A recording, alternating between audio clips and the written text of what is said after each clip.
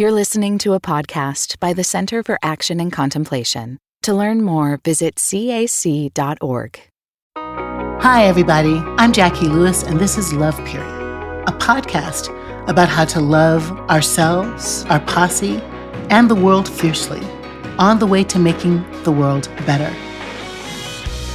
My guest today is the Reverend Amanda Hambrick Ashcraft. Amanda is an ordained Baptist minister, a mom to twin boys and a daughter, and one of the executive ministers at Middle Collegiate Church. She's a stunning community organizer and activist, and I'm delighted to have her join us today. Amanda Hambrick Ashcraft, I'm so glad you could join us today. Thank you for having me, Jacqui. This podcast is so exciting. It is such lovely conversations with people and all my different kinds of folks that I'm connected to, and I'm so glad to have this conversation with you. Amanda, it has been a wild year. I don't know how you and Graham did COVID and 3 children. I just don't know.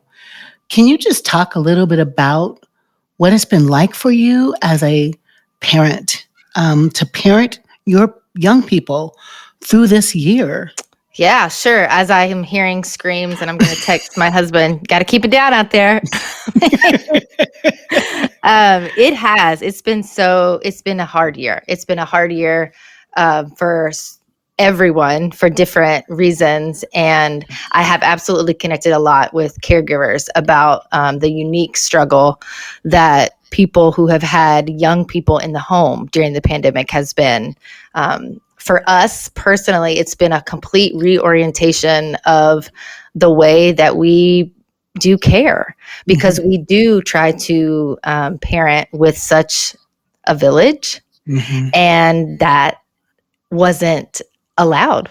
Like the best way that you could love your village, the best way that you could be an intentional community member during the worst of COVID was by not having your community and not having your village. And of course, everyone had to navigate that, and that meant different things to different people. But the ease with which we were used to saying, hey, can you do this pickup, or can you take this shift, or now the kids are going to go here and this person's going to jump in here, we weren't able to do. And, our nanny, for just one thing, who had been with them since they were about 9 months old, she's 70 years old, and she, commutes in from the Bronx every day. And of course, we weren't going to have her do that, like, ever during COVID. So it was a complete removal of that wonderful caregiver in their life initially, along with everything else. Oh my gosh, Amanda. I'm so curious about how your children's upbringing is like your own. How did your folks do you, and how does that translate into how you raise your 3 children? That's a great question. Do you want to start with how's it the same or how's it different? Whichever one comes. Yeah, I bet it's some of both, right? It's absolutely some of both. Yeah. My parents definitely raised us with a community mindset, and with an understanding that, it wasn't just about us per se, but in retrospect, that community was still what I would now be able to verbalize as a very white-centric and distanced way of being community. And from the sense of, yes, we're going to talk about missions and service, and that's what it means to be a good Christian, but it fell a little bit short. Okay. So we would have, we would have conversations about, what it means to be a Christian in part is feeding people when they're hungry. Right. Great. And so we would do that. We would show up and we would feed people, or we would pack lunches. And those are actually opportunities that I'm looking more of now to get some hands-on stuff with my kids, interestingly enough.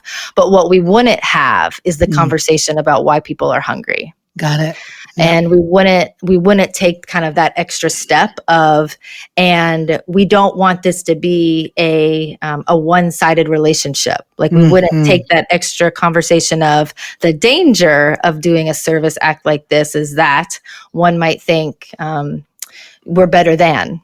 Right. And not able to see the assets in the people who in that moment are in need of food. So that is, so that is something that we are trying to be more intentional about doing differently. I love that. I love the way you said the assets in those folks. So, I want to ask you, like, where did you come from? Right. Every time I think of you, Amanda, and, we've told the story publicly before, just like, here is this woman with her children in this stroller and doing this thing and marching in the world. Where did you, Amanda, white, nice lady, born in the South, come from to be this revolutionary raising imagination?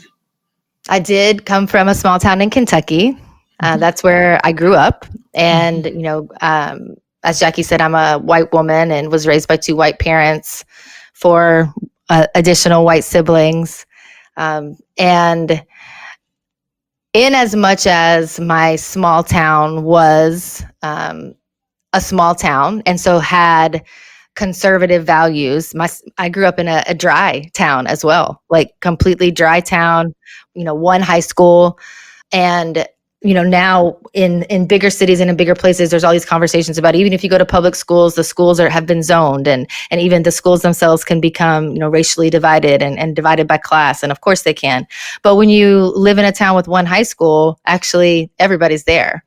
And so in that sense, I was really grateful to grow up in a small town with one high school, in a public school, because I was with all of the class and ethnic diversity that the small town in Kentucky had. And there are definitely formative moments and memories that I can think back to my high school on and be grateful for that. But, I mentioned before that I have definitely kind of grown in my understanding of my place in the world and how I want to live and move and, specifically parent. And I do think that my faith really did have a large role in that change. And what I mean by that is, right after I graduated from seminary, I didn't want to get ordained. I thought, I actually want to be in the streets all the time and in the community. And I don't know if I want to work in a parish, and that's not where I necessarily feel called.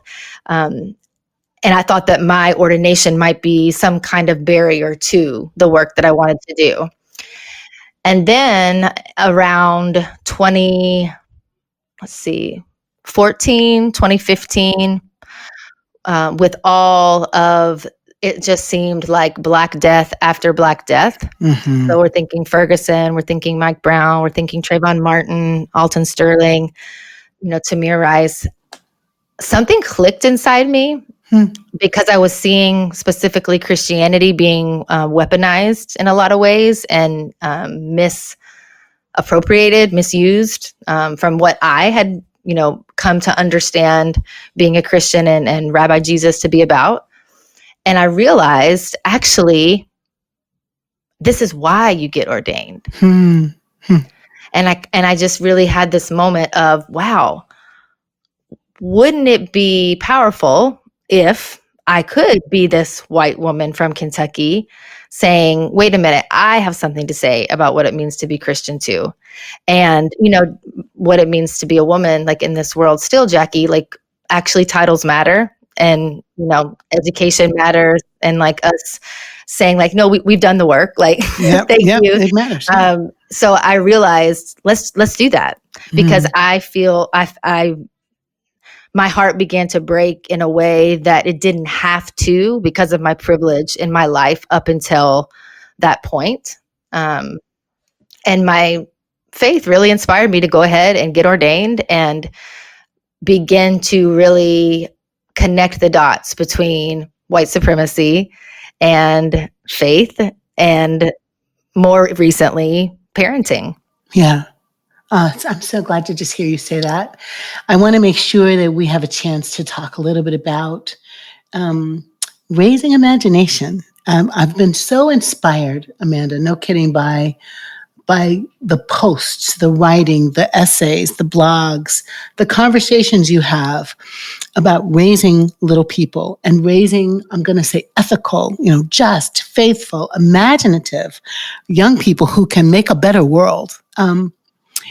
Did you have that kind of imagination when you were a little person? And do your children raise your imagination? Yes and yes. Tell me I about thought I was going to be a rock star. That was my God, what? And here I have this beautiful mic that arrived in the mail to That's me. Right. And we're just making dreams come true over here on Love Period. But I didn't know that you wanted to be a rock star. I did. Yeah, I did. But I did. I had lots of imaginary friends, like kind of in the traditional sense that we usually put imagination in, kind of this fanciful, whimsical space. I definitely had a lot of that. But the imagination piece for me really kind of crystallized when I thought about what is the kind of public voice that I want to have in the world, and what is my kind of front line in this work. And I thought, well, activism, like I want to talk about how to raise upstanders, how to raise activists, how to raise, citizens, and like that's going to be my thing. But then I had conversations with some like kind of marketing gurus in my life, actually. And they said, is that really what you want to do? Let's think about it a little bit longer. Like, is that really how you want to talk about what you're doing? And we went through this exercise where I was able to just really kind of express what it was that I wanted to do. And a word that kept coming back was raising. Whether it was raising actual humans in the home, like, literally raising them, or raising a collective consciousness, or raising an awareness of people and places and cultures that I had been able to not see or not know before. So I really was on to this word raising. And then when I thought about, for me personally, what does activism mean? Like, what does this kind of being a good citizen, a good human mean? It really is about kind of giving people the tools that they need to be able to understand the history, understand the present, and then understand, have some kind of moral, ethical compass to be able to then say, and now here's how I'm going to choose to decide because of it. And here's how I'm going to choose to live, knowing all of this. Because what I don't like about, ideologies and political parties and theologies that I feel like are on a very different end of a spectrum for me is that they are very rigid. And that they are very, dogma centered. And here's what it is. Like in order to be this, you have to be this, and handed down to you. So I thought to myself, I don't also want to be the parent that's like, hey, here's what it means to be a socialist. Like, here's what it means to be a progressive, universalist or whatever. Because then I also was just kind of spoon feeding information and ideologies. And so rather, it's actually about raising an imagination, like raising a mindset in a toolkit for people to be able to have within themselves what they need to make ethical and just decisions. And of course, yes, Jacqui, like my children, to your other question, that, that's one of the first things I realized, like, wow, when you do have young people around you all the time, you actually have to work out your own theology all the time as well. Yeah. And, just to give you an example from literally Sunday, one of the preachers at Middle Church on Sunday was a white man, and he really used some performance art in his homily. Naked, like literally looked naked from the viewer's eye. And so my little ones, they're 7, 7, and 5 now, had been just like running around, and then all of a sudden they just stopped and were like, what's he doing? And this preacher named Isaac, he kept referring to himself as a white male, because he is. Right. And so then all of a sudden my kids are, oh, why is he talking about white males? I'm a white male. And I was like, yes, you are. So like, let's listen. And then, at one point he said something about, until white people can identify with the blood on the street, we are not living up to really who we could be. So these are like Sunday morning worship questions Yes. that Graham and I really try to not shy away from. And I think about, how to go back to your first question, how would that have been different from the way I was raised, or how, let's just also say, I know a lot of white parents raising white kids also parent. You don't have that difficult, messy conversation. One, you don't set the table for it, so you're probably not worshiping a middle church. So, I mean, that's a thing. Right. But then two, if something like that were to come up, well, that's not really what he meant. So, that's not really for you. That's for another audience. Instead of like, let's really talk about it and say like, well, he's talking about, when we've talked about more recently, Breonna Taylor and George Floyd dying and what comes out of your body when you die, blood, and how can we relate to the feeling of death, of which a lot of Black people right now in America relate to and have to feel every day, so just really kind of going at the hard conversation, and with an awareness that more often than not, we say, I need to think about that too. So like actually in that moment, we said, hey, we want to finish worshiping and listening to the whole thing, but let's definitely talk about that later. And I'm going to also need to think about what that means to me as a white person to identify with blood on the street. So beautiful. Love Period will continue in a moment.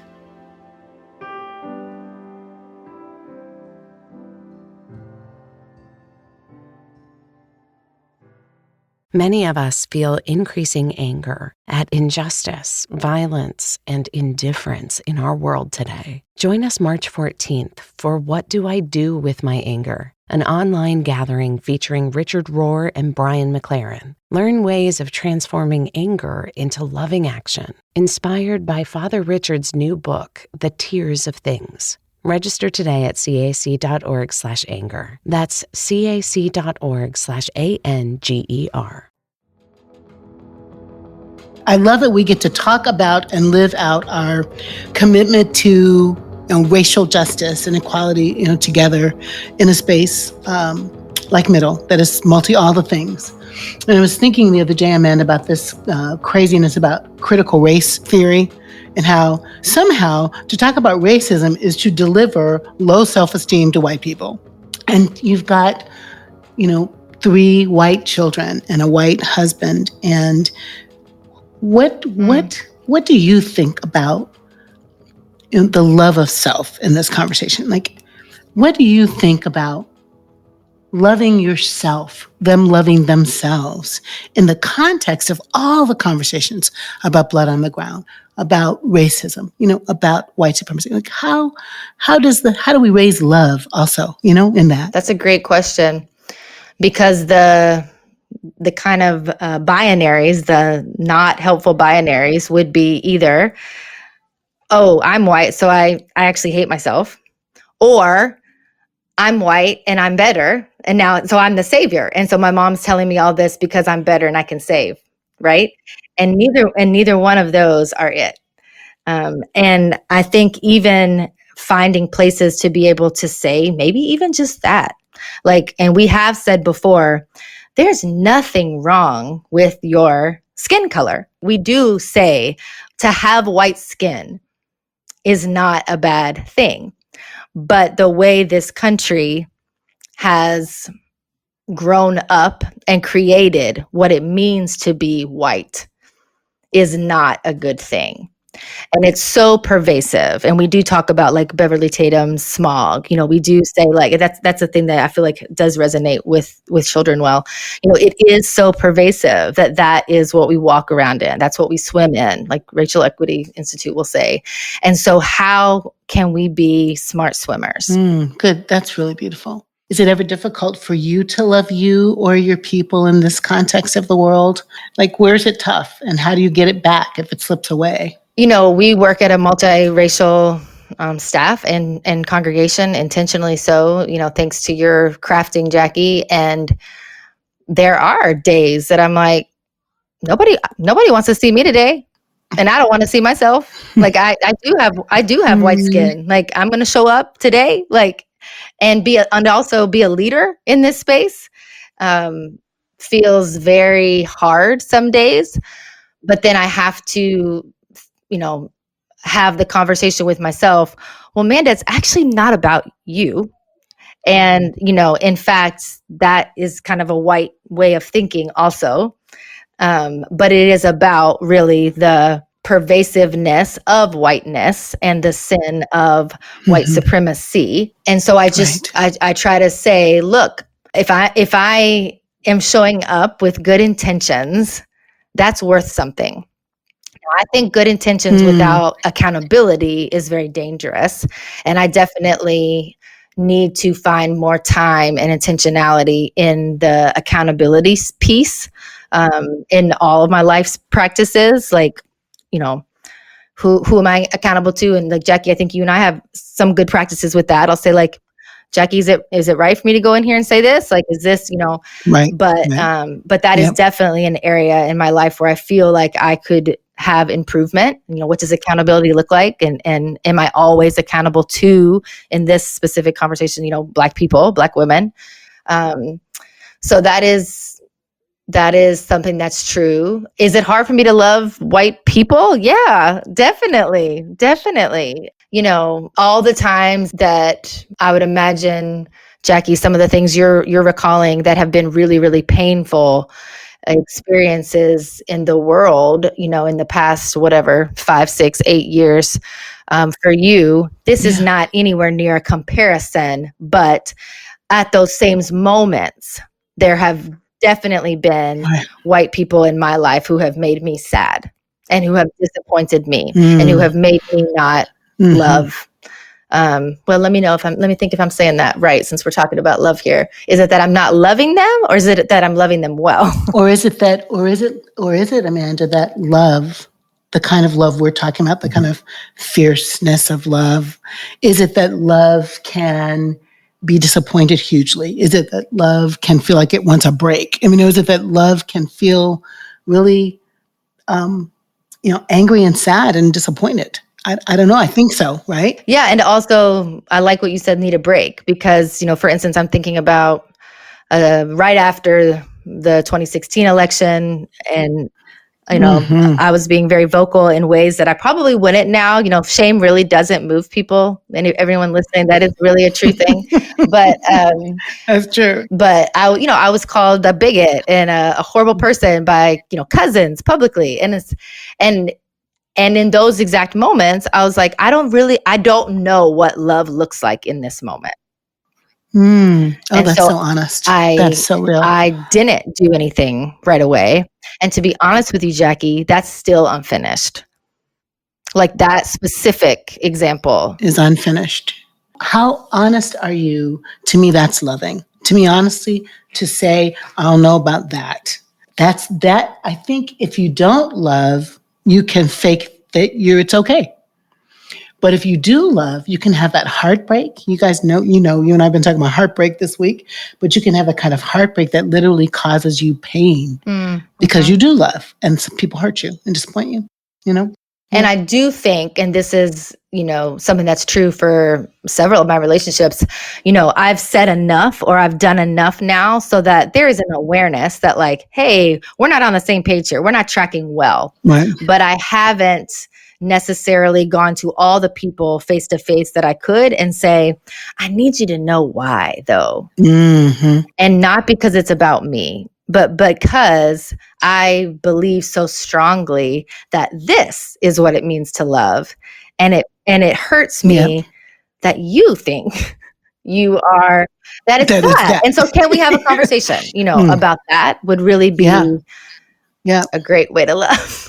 Well, I think ideally, right? I mean, what I hear you saying, Amanda, is your love for the world, your faith in the world, your Rabbi Jesus mentored, care for how the world would look. Sometimes that love for the world is, can we just say the love for the world or the love for the world's best self can feel in conflict with the individual relationship love. Oh, that's great. I'm working that, right? I'm just working that out as we're saying that, but I think that's right. Like I bumped into that, for me, it was queerness. Like, I didn't even know my family I did not know that we had some homophobic action going on in our family. I just didn't know until I got to middle, quite honestly, and was at a reunion with some of my cousins. Hi, cousins who are listening.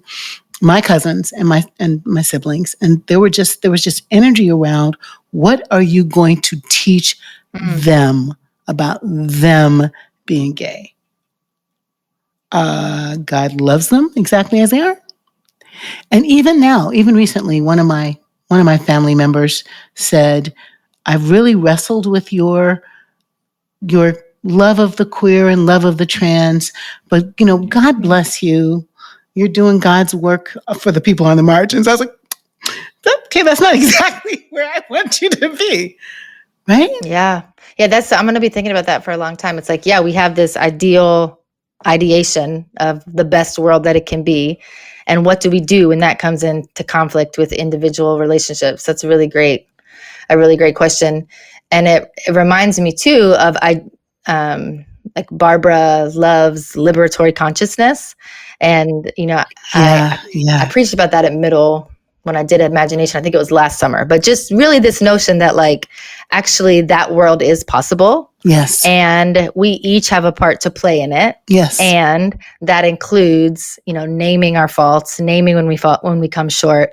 But always, if we're starting with this, shared premise that a world free of racism is possible, then, how do we get there? Yep. But I also think that beginning with that kind of shared liberatory dream is not the same place that many white people are, which makes that even hard too. Yeah. And it's sort of, where do you make that kind of leap? And I know we're all over the place here, but we talk a lot about like, it's really not about saving anybody else except yourselves, white people. Like it really is, you becoming the best human that you can be when you can free yourself of white supremacy. But that is a leap for white people. Yes, it is. And Amanda, yes, it is. And I just love the opportunity, to think out loud, to talk out loud, to dream out loud about how actually that leap can be a breakaway. That leap, we've done that work at Middle, right? Where like, okay, y'all are going home to your people who voted for Trump, or the people who think that the insurrection was a picnic, or we are still living in the spaces where some of the people my age in America were on the shoulders of their parents watching lynchings. And they run corporations, right? And they like write books and they teach kids. So it really is a breaking away sometimes toward the reign of God, or toward the Tikkun Olam, that sometimes means you won't be having coffee with that person. And would you say, Jacqui, that is also like the fiercest love? Yeah. Like that's what it means to love? Like, I think it is. And I think, hello, people who are listening, like not every day do you feel like you want to make that choice.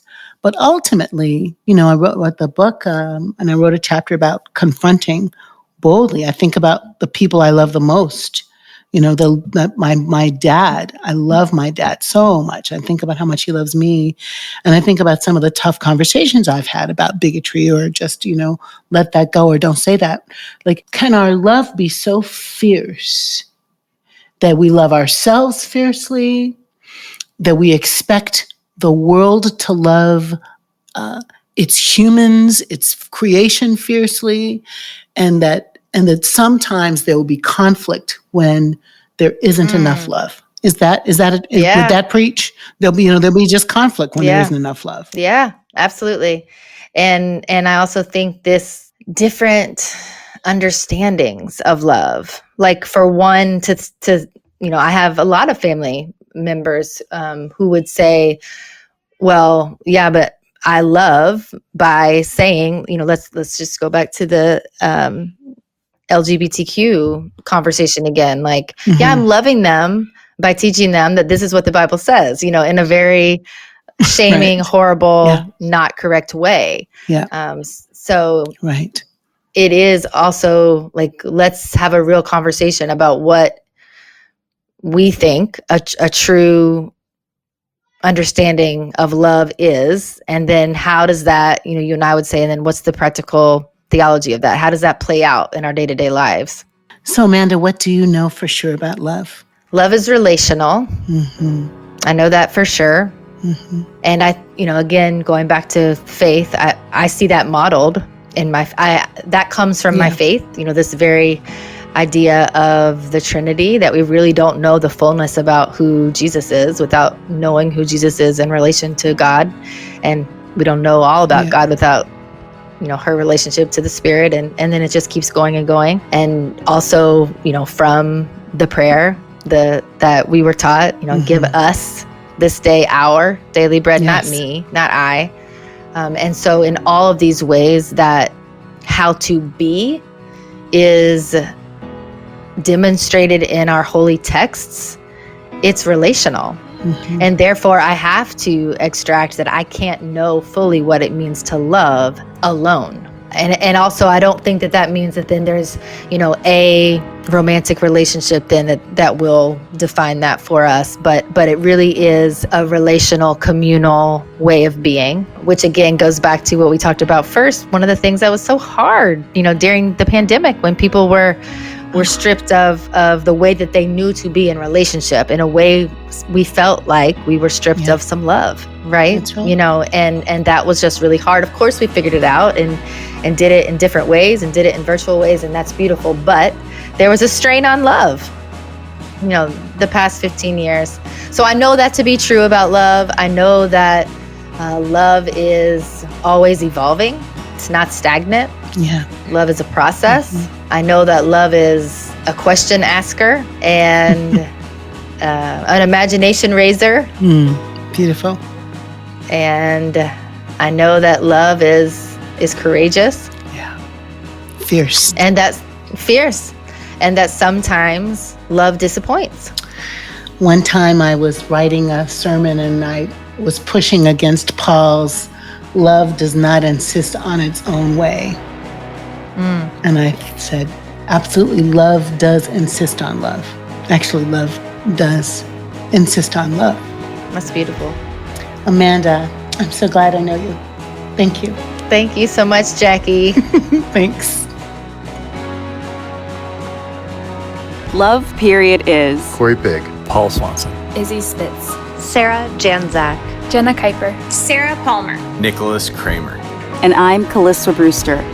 This podcast is produced by the Center for Action and Contemplation, which is located in the heart of New Mexico, thanks to the generosity of our supporters. We also have other podcasts you might like. You can find those wherever you like to listen by searching for Center for Action and Contemplation, or visit us at cac.org to find out more about our other programs. From the high desert of New Mexico, we wish you peace and every good.